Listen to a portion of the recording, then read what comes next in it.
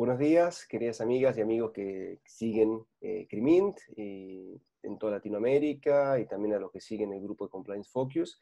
Les doy la bienvenida a esta nueva cápsula o este nuevo encuentro de nuestro seminario de conjunto de entrevistas que vamos teniendo todos los jueves. Y este día me es un placer tenerlo aquí presente, a un viejo amigo, a un querido colega de Barcelona, José Agustín. Él es profesor de la Universidad Internacional de Cataluña. Es, entre otras cosas, uno de los especialistas, a mi modo de ver, más reconocidos en habla hispana en todo lo que se refiere a temas de protección de la intimidad en derecho penal, sobre todo lo que es protección de datos en el mundo del derecho penal. Tiene innumerables publicaciones en ese rubro. Y también otra cosa que quiero destacar de José es que además también tiene una importante experiencia como consultor en importantes bufetes de abogados. Así que por eso siempre me gusta tener este perfil aquí en este espacio. Así que bueno, bienvenido, Pepe. Espero que estés muy bien. Muchas gracias, Juan Pablo. Muchas gracias. Bueno, un Un poco la placer. idea... Perdón, ¿cómo me decías, Pepe? No, que un placer estar contigo y con vosotros. Bueno, muchísimas gracias. Yo un poco, voy a arrancar un poco esto haciéndote una confesión que no sé si alguna vez te la hice, que de alguna manera en mi primer paso que yo di en el mundo del compliance está fuertemente conectado con cosas que vos habías escrito, porque recuerdo que yo con lo que primero que arranqué fue justamente con el tema de las investigaciones internas, y cuando me tocó esto, que fue el primer proyecto de investigación que tuvimos con Crimint, dije, bueno, ¿por dónde comienzo? Me metí aquí y no sabía por dónde meterme. Y eso que iba leyendo, a medida que iba leyendo me empezaron a reflotar automáticamente muchas cosas. Vos habías trabajado en tu tesis de DEA, y allá bien lejos, y luego finalmente de hecho en el escrito, obviamente ya en el artículo ya te citaba directamente por tu libro, pero fue para mí una gran ayuda a recordar muchas líneas de tu trabajo de DEA. Así que bueno, de alguna manera, por eso también quería hablar con vos, porque creo que es un tema sumamente interesante y gran aplicación práctica, todo lo que tiene que ver con el manejo de información en temas de compliance, pero especialmente cómo se maneja esa información en el mundo de las investigaciones internas.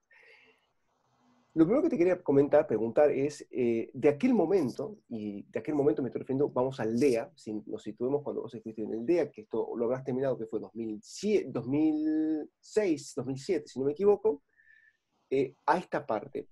¿Cuánto ha ido cambiando la protección de la intimidad en materia de directrices europeas, en materia de legislación comparada y en la discusión doctrinal hasta ahora? Uf. No, es impresionante. Es una materia que está en constante evolución. La verdad es que yo siempre, a los alumnos de máster, siempre les digo que quizá una de las materias de mayor necesidad de especialización actualmente es todo lo que tiene que ver con el derecho a la intimidad y la investigación criminal en general, ¿no? Porque es una materia muy compleja, muy variable en función del contexto en el que la investigación se lleva a cabo, ¿no? Y en materia de correo electrónico, que es en concreto el espacio en el que empecé la investigación cuando empezaba a trabajar en la tesis doctoral, pues ha habido muchísima evolución. Hay toda una jurisprudencia. La verdad es que a nivel legislativo las normas no han cambiado. Lo que sí ha cambiado es la interpretación jurisprudencial, que eso es lo relevante, sobre todo en España y también en Europa en general, ¿no? La interpretación ha ido evolucionando desde una primera jurisprudencia de finales de los 90, muy vinculada a lo laboral. La cuestión se plantea de forma muy resumida, porque tiene muchas aristas y es muy complejo, pero simplificando mucho las cosas, se planteaba cuando se producía un despido en el ámbito laboral y el trabajador despedido alegaba nulidad probatoria porque se había obtenido la prueba entrando en su correo electrónico laboral, ¿no? Y entonces esa era la cuestión que se planteaba. ¿Es una prueba nula? ¿No es nula? ¿Es válida? ¿Cuándo no es válida? Y entonces la jurisprudencia ha empezado a trabajar con una analogía. Entendía que el correo electrónico era equiparable a la taquilla. Empleaba, no sé si empleas esta palabra en Argentina o en Latinoamérica, una taquilla, ¿no? La taquilla que emplea un trabajador cuando llega a la empresa, tiene un cajón con llave donde puede depositar sus pertenencias, ¿no? Y de alguna manera el empresario le reconoce un espacio donde bueno, se excluye la mirada de terceros y la del empresario en concreto, ¿no? Claro, ese primer concepto jurisprudencial de correo electrónico pues, ha ido evolucionando muchísimo, ¿no? Yo recuerdo que una sentencia especialmente importante se produjo también todavía en el ámbito laboral. En el año 2007, el Tribunal Supremo Español se pronunció por primera vez en relación con toda esta cuestión y ya habían pasado unos cuantos años de esa primera jurisprudencia en la que se equiparaba la taquilla y, por cierto, la consecuencia era que como era algo que estaba excluido del poder de dirección del empresario, se requería autorización judicial previa. Esa era la consecuencia, ¿no?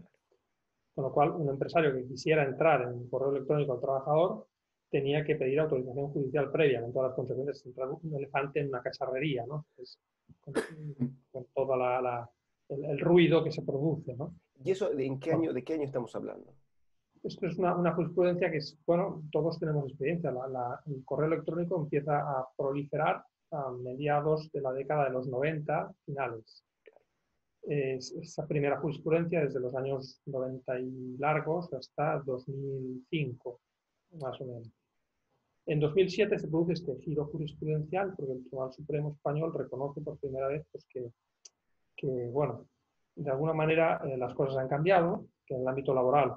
A mí, la verdad es que de una manera muy sencilla, siempre digo que la sentencia de 2007 es el reconocimiento en España de que ha habido una americanización de los derechos laborales en el ámbito español, ¿no? Porque se empieza a reconocer que, vamos a ver, que la privacidad es un derecho, pero tiene unas limitaciones muy importantes en el ámbito laboral, que el trabajador cuando entra dentro de la empresa, pues, bueno, está accediendo a haber modulado el ejercicio de su derecho a la intimidad y se empieza a distinguir ya de una manera un poco más clara que el empresario tiene, en virtud del poder de dirección y control que le reconocen los Estatutos de los Trabajadores, tiene el derecho a establecer unas reglas y a decirle al trabajador, mira, yo te presto. Entonces el correo electrónico pasa de ser esa taquilla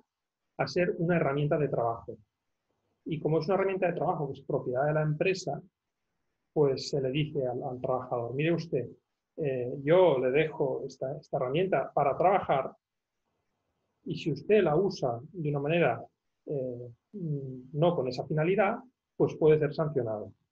Y yo me reservo el derecho a controlar que usted usa esa herramienta para la finalidad que yo le he otorgado. Bueno, eso lo entiende es de perogrullo, lo entiende cualquiera, ¿no? Pero en una mentalidad jurídica muy garantista, donde los derechos de los trabajadores eran prácticamente un santuario infranqueable, pues esa jurisprudencia rompió, ¿no? Una tendencia que bueno, que venía protegiendo en excesivo al trabajador, ¿no?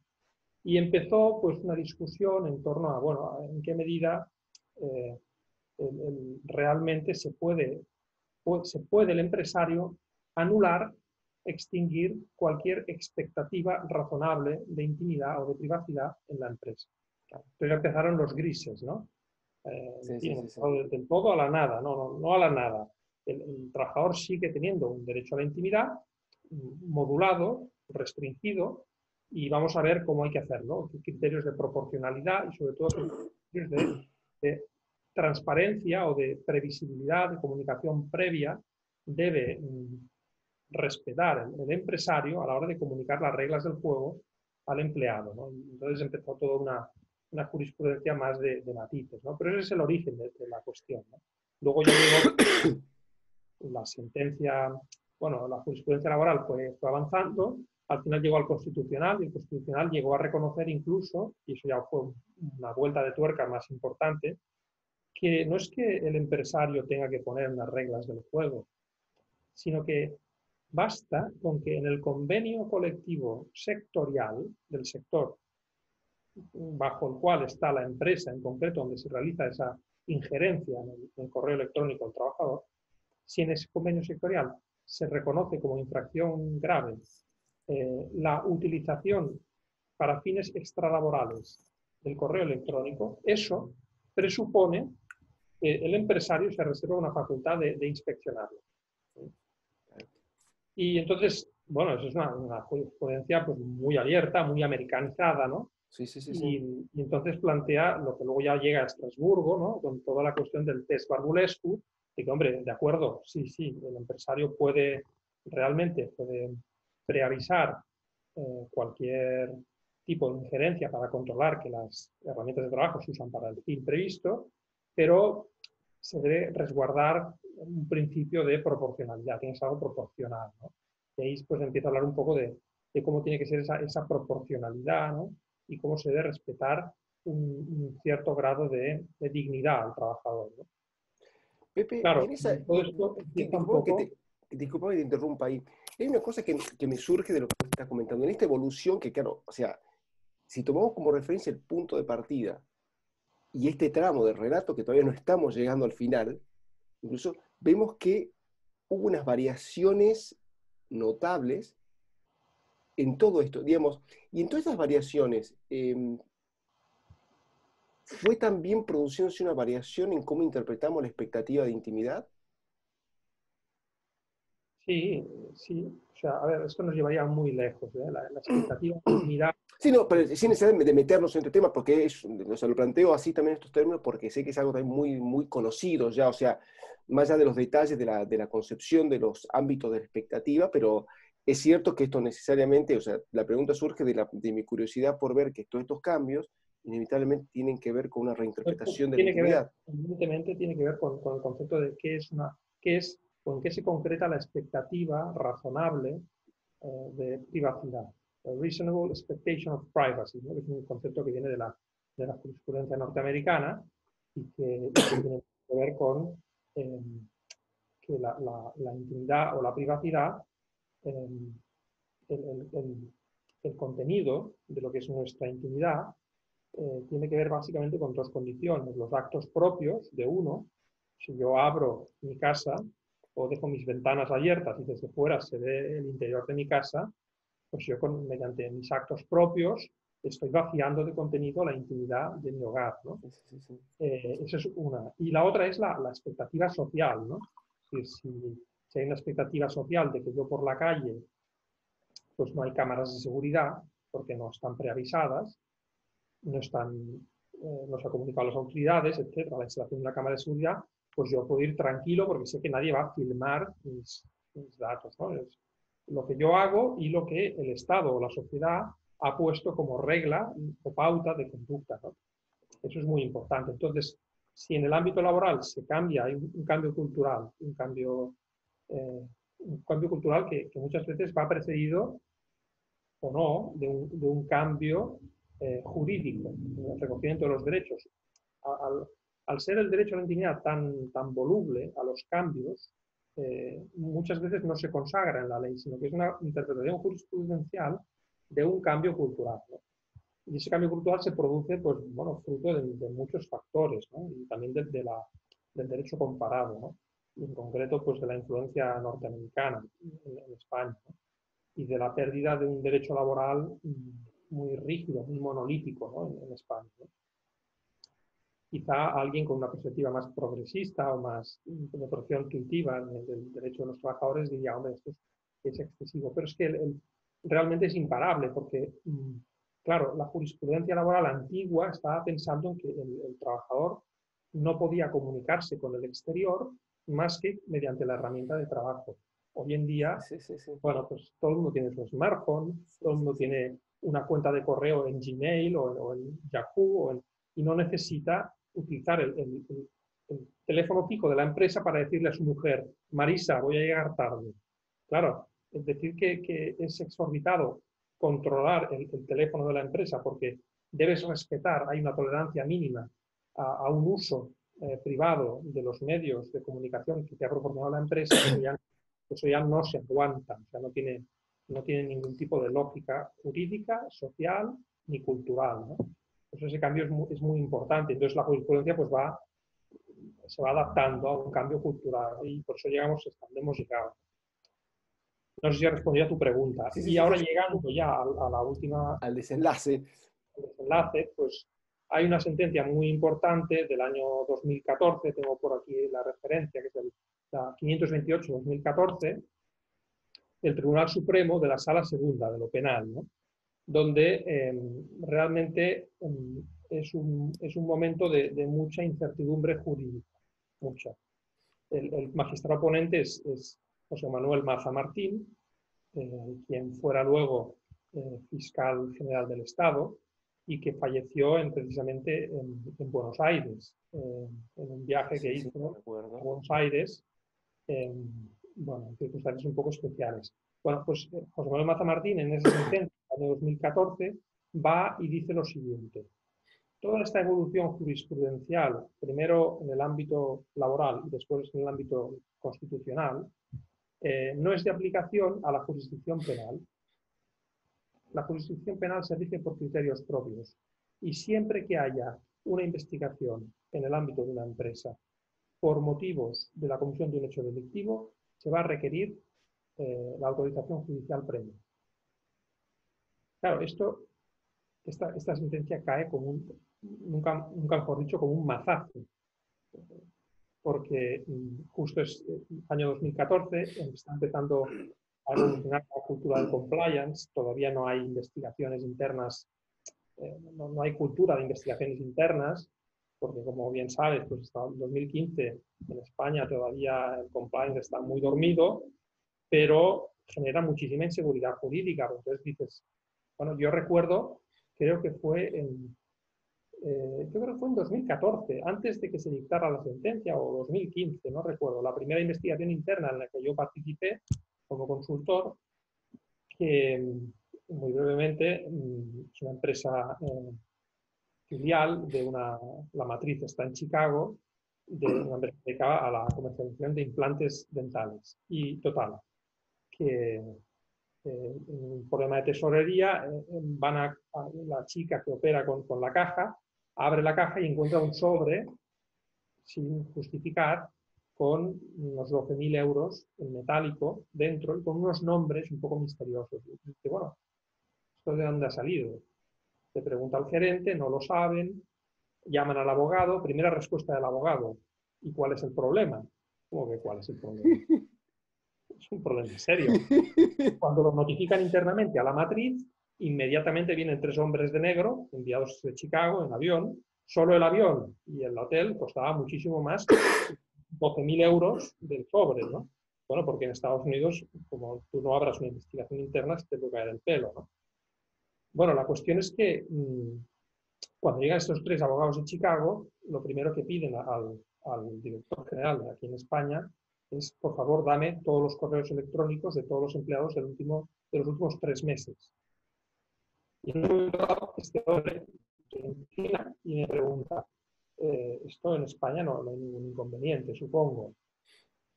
Y le digo, hombre, bueno, pues no lo sé, porque la situación es muy delicada ahora mismo en este país, ¿no?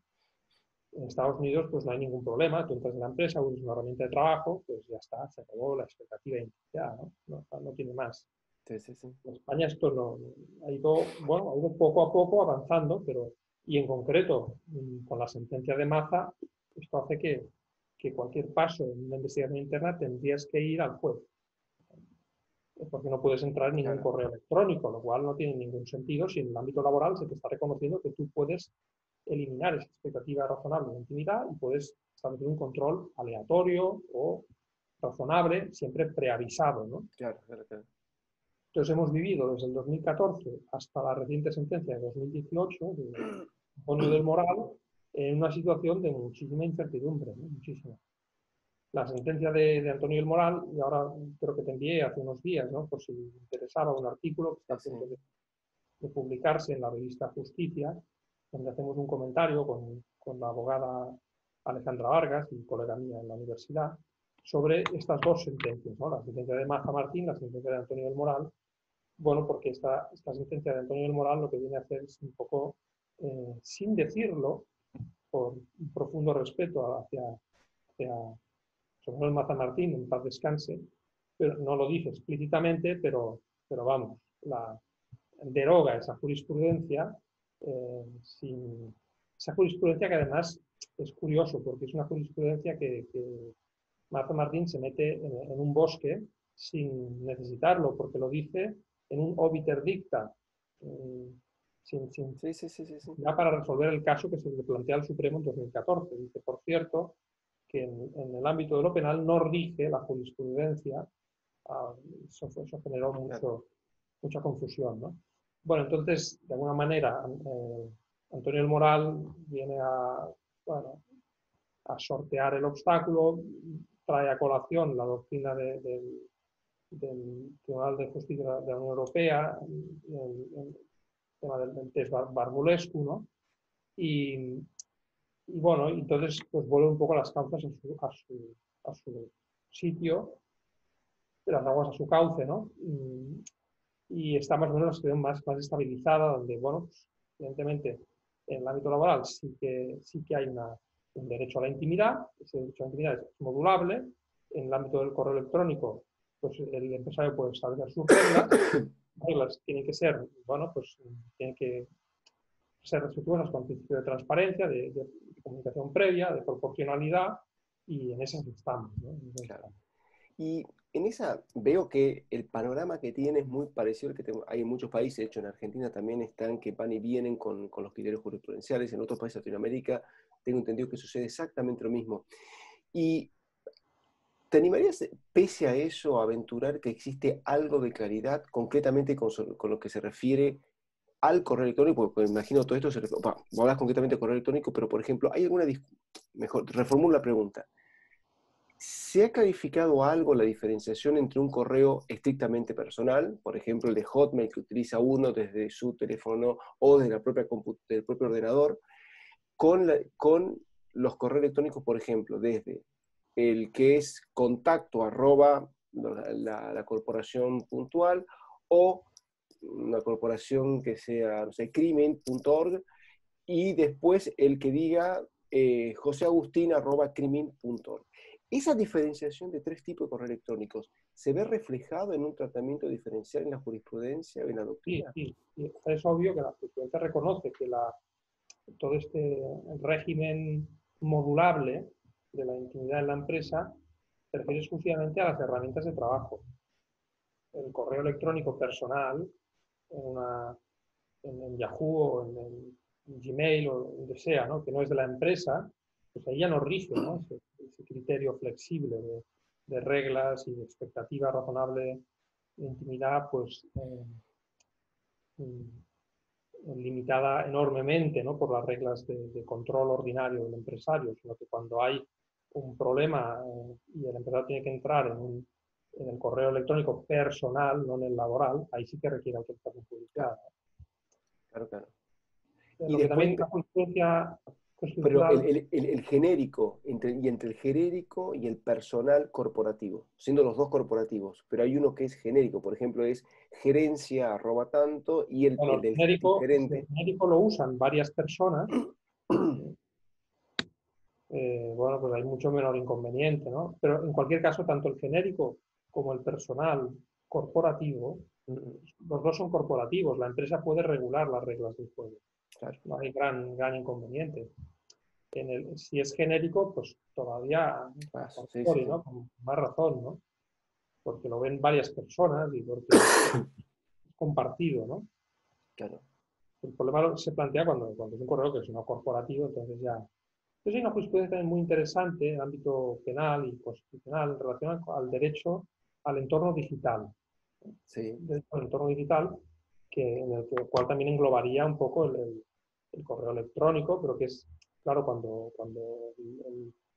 en el ámbito de una investigación interna el empresario entra en un dispositivo electrónico de la empresa.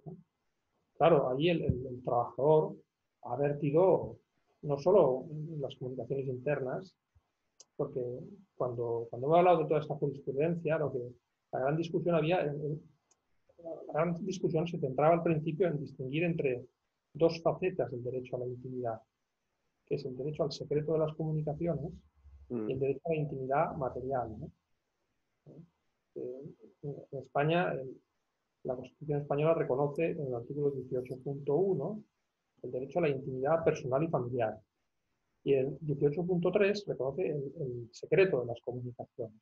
Sí, El secreto de las comunicaciones solo se puede levantar mediante autorización judicial.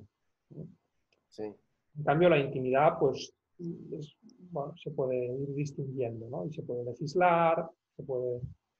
Entonces, cuando se habla del entorno tecnológico, el derecho al entorno tecnológico, el derecho al entorno virtual, el entorno, bueno, pues ahí se plantean más matices, porque ya no es un canal de comunicaciones, hay que ver qué es un canal de comunicación, pero, pues, por ejemplo, todo lo que es el historial de navegación del trabajador, el claro. ordenador de la empresa, ¿no? Pues, bueno, todo eso es información que, de acuerdo con la teoría del mosaico, que puede dar muchísima información personal que puede acabar construyendo un retrato de la intimidad del que usa Sí, esa herramienta de trabajo. Y tiene una capacidad intrusiva enorme, ¿no? Entonces, sí, bueno, hay que ir se va a ir desarrollando una jurisprudencia y yo creo que uno de los criterios más importantes que se van a ir viendo, sobre todo en la investigación criminal, es que las injerencias y la autorización judicial de esas injerencias sean, se cumplan los criterios del principio de proporcionalidad, ¿no? De necesidad, de idoneidad y de proporcionalidad en sentido estricto. Y eso que implica que a lo mejor no hace falta entrar en todo el ordenador del trabajador, sino solo en una parte. claro. Uno se plantea con una virulencia enorme en todo lo que son las actuaciones de Hacienda, de la Hacienda pública, Sí, sí, sí. tributaria, cuando entra en una empresa y coge con unos pendrives, clona todo el contenido de un ordenador, de un trabajador. ¿Es necesario? Claro. No, no, yo solo busco información con trascendencia tributaria. Bueno, Claro, ya, pues hasta tanto, te has llevado todo claro, claro, claro. y lo has volcado luego entonces, y luego además de esa información se le dará conocimiento a la otra parte, si es dentro de un proceso, todos los abogados, en fin, hay que limitarlo, hay que buscar que el impacto sea el menor posible, el estrictamente Claro, necesario. claro. Y entonces, pues ahí hay mucho que aprender, porque realmente el derecho a la intimidad, si algo tienes que es de matiz, no es de todo o nada. Lo Sí, sí, que sí, sí, sí, sí. las medidas tienen que ser proporcionales, ¿no? Entonces, es una gran complicación, ¿no? Sí, me quedé pensando, con un poco también para ya entrar en la fase final de la entrevista. Hiciste la pasada un comentario que creo que es muy relevante pensando sobre todo en el armado de protocolos para regular todas estas cuestiones dentro de la empresa. Dijiste que bueno, cada vez se había pensado, la jurisprudencia y el análisis jurídico de este fenómeno estaba pensado desde la lógica de que un trabajador únicamente se podía comunicar con el exterior a partir de utilizar los instrumentos que pone a su disposición la empresa. Y en este momento vemos que esto, como vos mismo afirmás, ha cambiado completamente. Es decir, prácticamente, es decir, más allá que puede haber cierta promiscuidad en cuanto al uso y demás, pero bueno, cada uno tranquilamente podría estar con su celular y comunicarse con su esposa, con su pareja, con un amigo, con quien sea, organizar, no sé, el fútbol del fin de semana, todo por su teléfono, sin pasar necesariamente por la computadora. El punto es, sin embargo, cómo esto repercute en el diseño de un protocolo. Porque evidentemente, porque al menos en mi experiencia profesional, lo que yo observo permanentemente es que la mayoría de los protocolos, cuando se meten en estas cuestiones, siguen, sin embargo, partiendo de la base que el empleado sigue canalizando todo eso por medio de la empresa. Si bien hace algún tipo de distinción respecto al uso de marginal, de modo de, digamos, al uso del teléfono celular personal, es como que eso también, tengo la sensación de que los protocolos están pensados desde esa otra lógica. Adicionalmente, aparece otra cosa, y es que si vamos a analizar un caso de un supuesto, no sé, un soborno, que está preparando un soborno, muchas veces todo esto se va a estar gestionando por medio del teléfono privado. O sea, permanentemente yo veo muchas organizaciones que tienen, por ejemplo, han llegado al Estado por medio de un amigo y por ahí van haciéndole preguntas verdaderamente inocentes, como diciendo a ver cuáles son los plazos o cosas por el estilo, se lo hacen directamente a su amigo al teléfono personal. Entonces, ¿cómo debería pararse un asesor o un abogado de una empresa a la hora de tenerse que poner a diseñar los protocolos y ser sensible a cuál es el uso real que se da al instrumento de trabajo y al instrumento personal, pero utilizándolo para el trabajo. A ver, dos reflexiones. Una, que la gente es más tonta de lo que parece. Es decir, que al final, en evidencias digitales del delito se dejan en el teléfono de la empresa, en el móvil de la empresa, ¿no? O en el ordenador de la empresa. La gente sigue siendo muy ingenua, muy incauta, ¿no? Y incluso cuando están cometiendo un delito o están dejando evidencias de un delito. Eh, porque a veces, bueno, no ha habido ni un ejemplo, ni dos, ni tres que se cometen delitos, ¿no? De la empresa, pues son documentos en el ordenador de la empresa y esa evidencia aflora, ¿no? Claro. Lo que no se puede es, a través de una regulación dentro de un NPD, es habilitar a través de una comunicación previa al trabajador su consentimiento a que se le pueda controlar en espacios que no son de la empresa, su teléfono personal o su correo electrónico personal. Eso sería, yo creo que no tendría, no se podría, incluso aunque se le forzara a... Sí. Habrían vicios de nulidad claros de la prueba, que es lo que al final preocupa, ¿no?, en el ámbito del compliance. Otra cuestión que también me venía es que puede haber muchos escenarios en los que el empresario tenga acceso a esa información por vías tecnológicamente diversas, pero que no las pueda utilizar y que la prueba la blanquee, busque confirmar esos datos mediante información que no esté en canales privados excluidos del poder de control del empresario. No sé si me explico, ¿no? Sí, sí, sí. Siempre también con la policía, ¿no? Que puedes tener información que estaría afectada de una nulidad radical, pero eso no te impide pues, realizar una vigilancia no invasiva por la calle y acabar descubriendo lo que ya sabías por un canal ilícito, ¿no? Claro, claro. La vida es compleja, la ética es muy importante en la empresa porque al final también, una investigación, lo que pasa en España al menos, y estoy seguro que en Latinoamérica también va a suceder, es que las investigaciones internas es muy difícil que se mantengan en la discreción, ¿no? Al final es Vox Populi en una compañía, todo el mundo sabe que se está investigando un determinado asunto y al final es una cuestión reputacional interna también de la empresa. Cómo gestiona y cómo trata a sus propios trabajadores. Eso es importantísimo. Se habla mucho del compliance como un problema de reputación externa, pero creo que es muy importante darse cuenta que sobre todo en una gran corporación la reputación interna es vital también, porque después de una investigación interna, la confianza, que es un pilar básico en una compañía, se puede ver muy afectada, ¿no? Muy afectada. En Bueno, fin, ha Pepe, sido un placer compartir contigo y con Fermín pues, todas estas cuestiones que la verdad es que son apasionantes y es un pozo sin fondo. sí, sí, yo te agradezco un montón, sé que tiempo no es justamente lo que te sobra, así que te agradezco que estés a disposición también para conversar sobre estos temas en este día, así que bueno, te mando un muy fuerte abrazo y bueno, será hasta la próxima. Muy bien, pues muchas gracias. Hasta Ahora, luego. adiós.